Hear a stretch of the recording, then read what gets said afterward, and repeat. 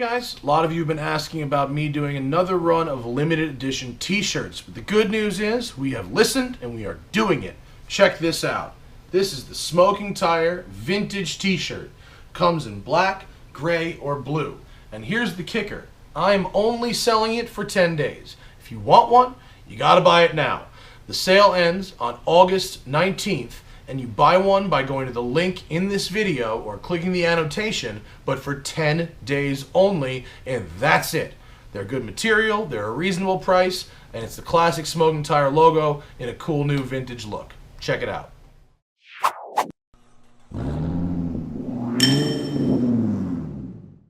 Good morning, everybody. Welcome to Malibu, and this is actually my first ever on-camera go in the Tesla Model S. This is the version 2.0. It has the new, what I think is much uglier nose, but it's up for debate, I guess. It looks like the Model X now. There's no grille anymore up there, and they've creased out the lights a little bit, updated some things. And this one, you know, I am thankful, is the P90D with Ludicrous Mode. And the way you decipher a Tesla model number, P means performance, means it goes fast. 90 is the size of the battery pack, that's the biggest one they make. D means all-wheel drive, and Ludicrous Mode means it will do 0 to 60 between 2.5 and 2.8 seconds on its way to a sub 11 second quarter mile. This thing runs tens out of the box. It has 759 horsepower, thanks to a 500 horsepower motor in the back and a 259 horsepower motor in the front. Obviously, that makes it all-wheel drive. And it's stupid fast.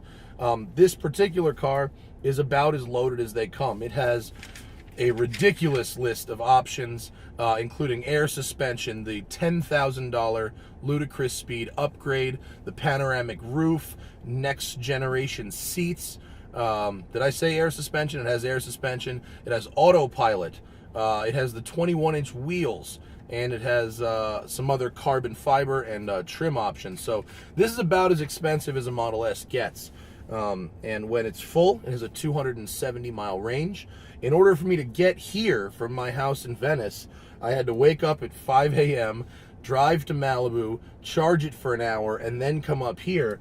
And even then, I'm only indicating a 230-mile range, which if I just want to get around and get home is fine. But if I'm going to go quick, I anticipate the battery going just as quick. So with our tablet in the middle, you know, the tablet's pretty intense. You do everything from the tablet, and I wish there were a couple of buttons for a couple of things, but it's actually, once someone shows you how to use it, it's quite easy. You can adjust the suspension from very high, and I can feel it going up right now, to low, which is where I want it right now. You can actually, low isn't the loading limit. You can drive it on low, and then if I press the driving tab, I can go into Ludicrous Mode and then press max battery power, which will heat to prime the batteries so they dump current even faster, which is how you get your maximum performance from a launch. So I'm gonna demonstrate just how effective the launch is in this car. And there's nobody around. Not gonna be able to do a crazy speed because we only have a short little run here, but here you go. Full. That's launch and go.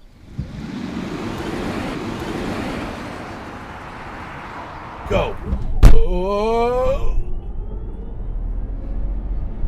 Oh.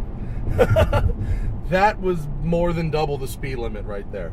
Now, excuse me.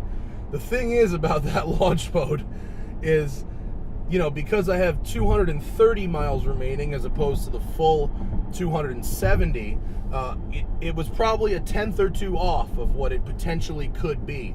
But for my purposes on the road, you know, whatever. It's really fast. It's so fast that it actually makes me nauseous. It gives me like a little vertigo, and it's really kind of unsettling. But this car is ridiculously quick. The power is right there. There's no hole. I mean, it's a big car, but there's no hole in traffic that is too small to dive into in one of these things. If you're, under 120 miles an hour or so, which is kind of about where the electric motors die. Also, we expect to have excellent audio because it's very refined and quiet in here. There are no vibrations or anything. With the air suspension, rides really well. It absorbs the bumps that need to be absorbed, and I can still feel a little bit of what's happening with the road too. Steering, a little on the numb side, fully electric, obviously. It's a little bit video gamey, but it gets the job done. So far, I've noticed a few things with this car. One is, even though I see 1,000 of them a day here in LA, people still look at it. It gets looks, which in silver, for a car you see so many of, I mean, it could just be the new nose, but people are looking at this thing, and it looks good on the outside if you ignore the nose. To me, it looks like a Twilight Zone face where the mouth has disappeared, and I think we need to accept that cars have human features, and if you take away their human features, they look a little strange. The actual driving experience of this thing is super nice. As a daily driver, as a car to commute to work in, pretty wonderful stuff, actually. There are a couple of downsides, of course. It's electric, so there's the whole list of downsides to electric that are the equal and opposite of the completely mental power. But also, this, even in version 2.0, is still Tesla's first ever real production car. And so, while the quality overall is very good, the quality of some little things could be improved. Everything you touch feels nice until you start really pressing on it, and it feels kind of hollow.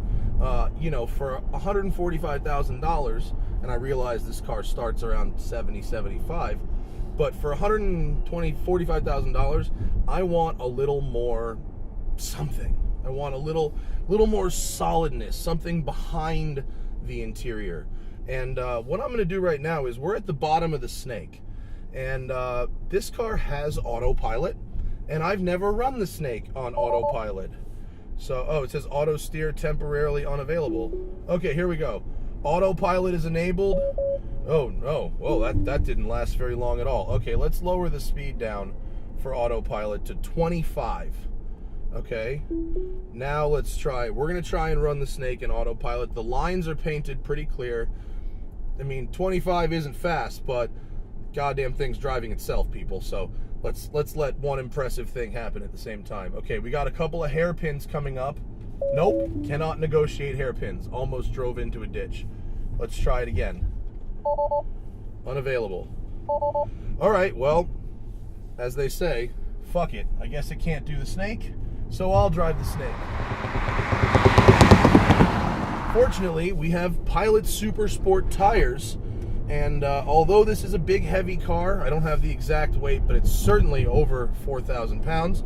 All that weight is down low, with the exception of the panoramic roof. The battery packs are in the floor, which gives you a nice low center of gravity and helps this thing corner. Oops, sorry about my case in the back there, sliding around. It's a massive trunk, so my camera case can slide around. Wow, look at this. Oop, people walking. And if you're coming up on people in the canyons, they will not hear you and look around, and so you have to be extra careful going uphill. Look at this. That is ridiculously fast. The brakes are good, but probably not quite good enough to be able to repeatedly haul down something that can go this quickly. Also, I apologize about the lack of drive-by shots so far, unless I figured out a way to put them in. But so far, I'm doing a lot of transiting, so they may or may not be here. I mean, the torque coming out of these corners it's staggering. And also, look how flat it is. It really corners This is a very tight road. It's not Angeles Forest. It's really all about hairpins and weight transfer here. And that low center of gravity is really keeping this thing in line. Jesus, it's fast. There's really no feel up front, but it is sticking. I mean, 21-inch Pilot Super Sport tires offering grip. Oof. Actually, a little ABS engagement there.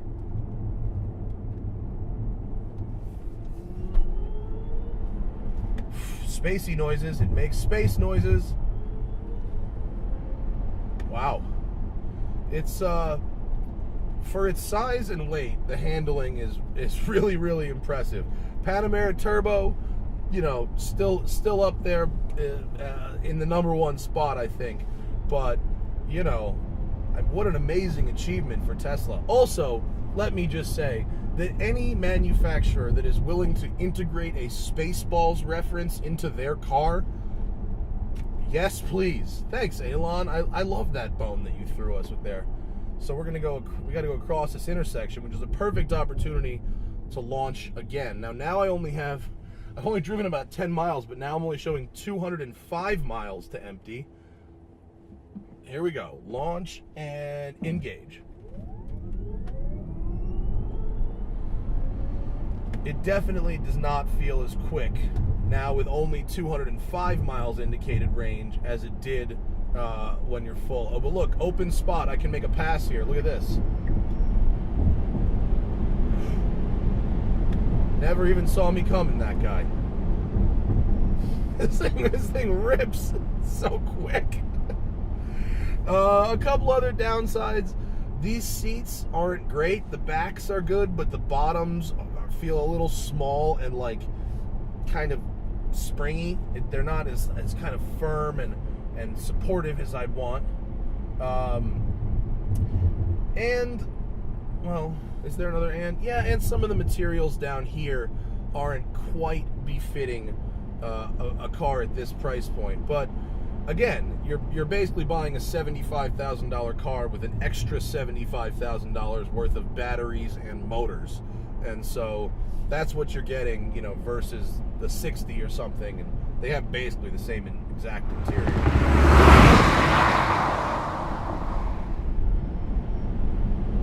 Jesus, look at this fucking thing. Okay, you really have to pay attention to your braking zones because the car is so fast, and without that sensation of a wailing engine, you know, changing gears, you don't have the same basis of reference to slow down for a corner, and you could really overcook this thing. It's stupid fast. Ludicrous fast, even. I just did that.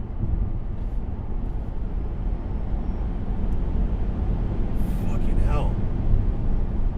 And what I love about electric cars is because there's no strain on the engines or anything, they're just these motors with practically no moving and interacting parts. There's no such thing as beating the shit out of it. You can go flat everywhere, and it's not the stress of doing clutch drops or anything like that. You can just lay into the pedal constantly, and you're going like a zillion miles an hour. Oh, that's awesome.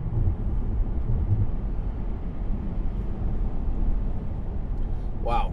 So this thing is, it's pretty amazing. The fact that a brand new company in America has achieved this is unbelievably impressive. What I'd like to see from their next model, from the Model 3 or the next version of the Model S, drop some of the whiz-bang shit.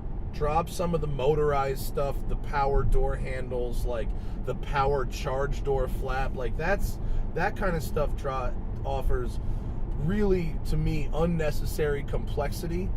However, if they took some of those resources and put them into really crafting an interior that felt super, super luxurious and expensive.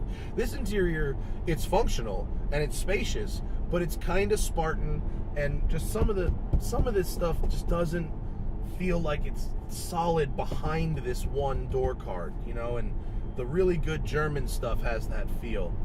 And I'd like to see that from their next car. But this is, frankly, it's amazing. I mean, it's amazing car. On the other hand, you have to love the ideology. You have to love the ideology of it, because for $145,000 you could buy a BMW M5 and 10 years worth of fuel and tires. You know what I mean? The math isn't there. Okay, here we'll do autopilot here.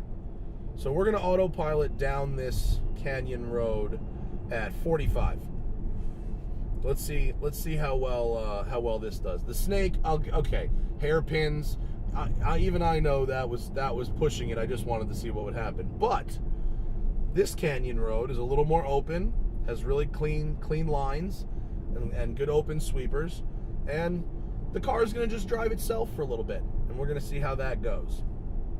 I've had some interesting experiences with autopilot in the last couple days. It's great. Oh my God! and how will it handle the cardboard box? Ignores the cardboard box. Excellent. And I mean, this is one of the coolest things in the history of cars, that a car can do this. On the other hand, I really have to spend a lot of time and energy. See, it just said hold steering wheel. Will it realize what's going on here? Yes.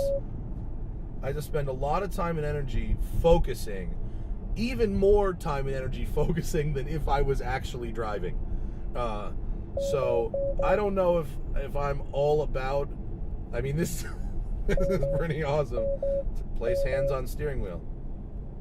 So it makes you, it beeps at you and makes you put your hands back on the steering wheel when it gets a little confused. And it can sense when my fingertips are on the steering wheel. It wants me to be ready. It knows. It needs me to be ready as we drive down into this cloud. I mean, it's not perfect, but this is a car driving itself down a hill. No, it's getting a little lost there.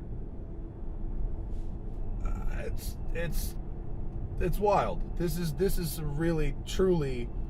I went around Laguna Seca once in an autonomous car, and I practically shat myself. Here, going down a canyon road in an autonomous car that I could buy and take home if I wanted to. That is crazy. Oncoming, don't. Yes! Yes! There we go. Uh-oh. Stay on this side. Drives a bit like a drunk person. If I'm honest, bit like a drunk person on this road. But it's doing it. There we go. All right, I got it. You want me to put my hands back on the wheel. So there you have it. I mean, there's a lot of technology in this car I haven't even glazed over. There's so much going on. But the takeaways here are, this car is very spacious, extraordinarily fast. There's a lot of really cool gadgets in it. The air suspension rides really well. The motors are insane, ludicrous, and I can see this being, you know, kind of the future of cars. It certainly has all the cues of future. Now we just need to put a lot more superchargers out, because there isn't one anywhere near my house. Put them at gas stations. That's a good idea. And then we need to work on, not the design of the interior, because that's cool, but just that feeling of solidity, because that's the kind of the one thing that the Model S and the Model X are both missing. And so thank you to Tesla for allowing me to play with this for a couple of days, and thank you for watching, and see you guys next time.